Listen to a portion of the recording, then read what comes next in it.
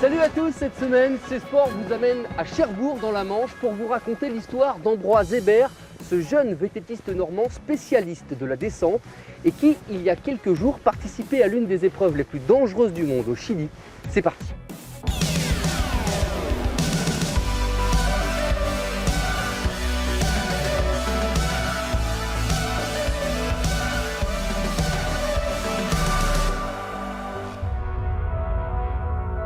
En ce matin de février, Cherbourg se réveille sous la grisaille. Dans son petit atelier, Ambroise Hébert est déjà au travail. À 23 ans, le jeune homme installe des meubles de cuisine. Mais ce jour-là, comme souvent avant les grandes compétitions, il a la tête ailleurs. C'est vrai que c'est un peu chiant parce que les autres qui roulent sur les compètes, les étrangers, c'est leur boulot quoi, de rouler.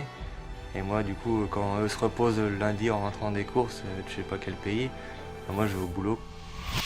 Lorsqu'il ne travaille pas, Ambroise Hébert sillonne l'Europe pour disputer les plus grandes compétitions de VTT. Sa spécialité, la descente. Une discipline de dingue à laquelle ils ne sont qu'une poignée à se mesurer. Quelques minutes d'adrénaline contre le chronomètre, aussi spectaculaire que dangereuse.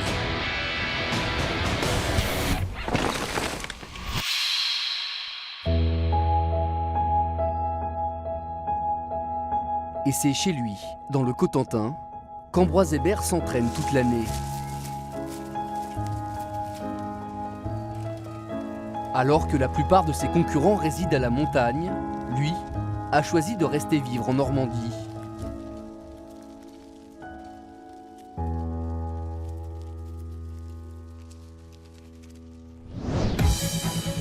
Et quand on habite à Cherbourg, il faut parfois s'accrocher pour trouver de vraies descentes de VTT.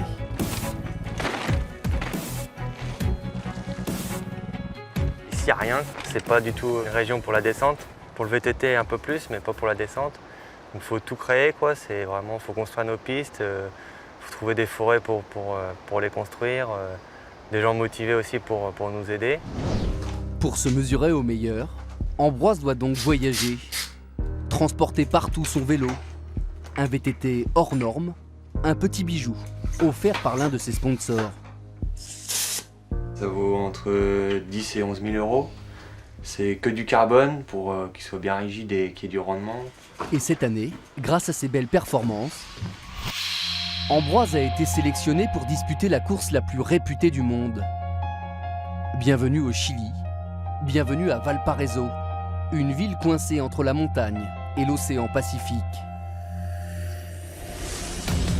Chaque année, se déroule ici une épreuve incroyable. Une descente de VTT à travers les rues les plus improbables de la ville, qui réunit les 40 meilleurs pilotes de la planète.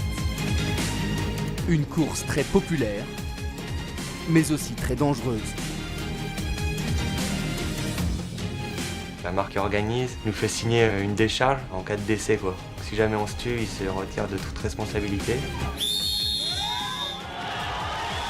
Il faut vraiment penser à ce qui va arriver et il faut penser qu'à ça, quoi. Sinon, ça passera pas, quoi. Pour Ambroise, cette course extrême en Amérique du Sud est une grande première.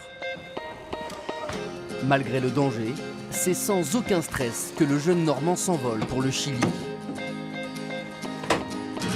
Un long voyage, au cours duquel il a accepté pour nous de tout filmer.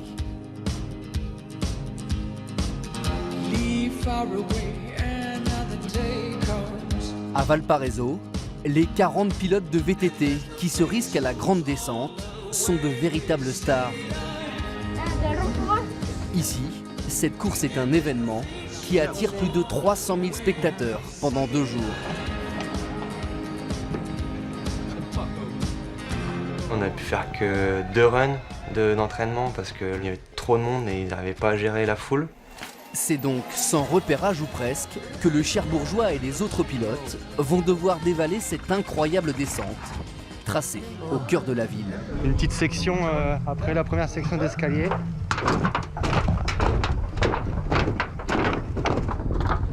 Hey man. C'est chaud, hein. C'est chaud, c'est chaud. Une course de dingue qui s'élance dans le salon d'une maison située sur les hauteurs de Valparaiso. Les uns après les autres, les coureurs prennent le départ. Puis vient le tour du jeune Cherbourgeois. 5, 4, 3, 2, 1. Accrochez-vous, c'est parti pour une descente de 3 minutes, donc il faut déjouer tous les pièges, à près de 60 km/h de moyenne.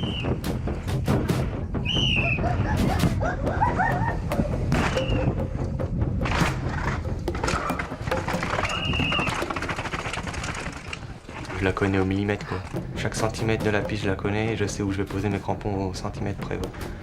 C'est de la précision sinon ça ne passe pas.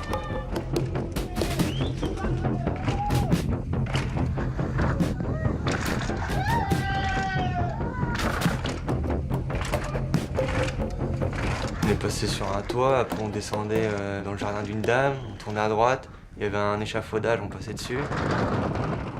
Puis après ils ont carrément coupé la maison, enfin le mur de la maison, on passait au milieu de la salle de bain et on ressortait entre deux petites vérandas, ils avaient recoupé le mur. Les gens ils sont fous quoi, ils poussent les barrières. Donc faut faire attention aussi de pas trop approcher les barrières à l'extérieur des virages pour pas se faire que quelqu'un tape je sais pas la visière. Ça peut être tout bête mais ça peut faire tomber pour pas grand chose.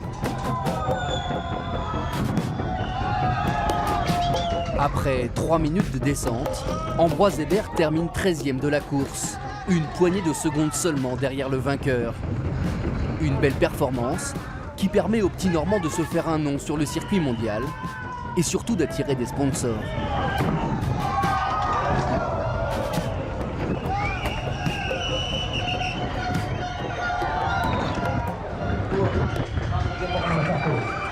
C'est sûr que c'est une autre image quoi. On situe toujours les mecs qui ont performé un petit peu quoi. Bien joué les mecs, on est vivants. Moi ça me change pas ma vie, après ça fait plaisir mais demain j'irai au boulot comme tout le monde et puis voilà, ma vie va reprendre son cours. Quelques jours à peine après cette performance au Chili, Ambroise Hébert a retrouvé Cherbourg et le Cotentin. Retour à la vie normale, en attendant les prochains frissons.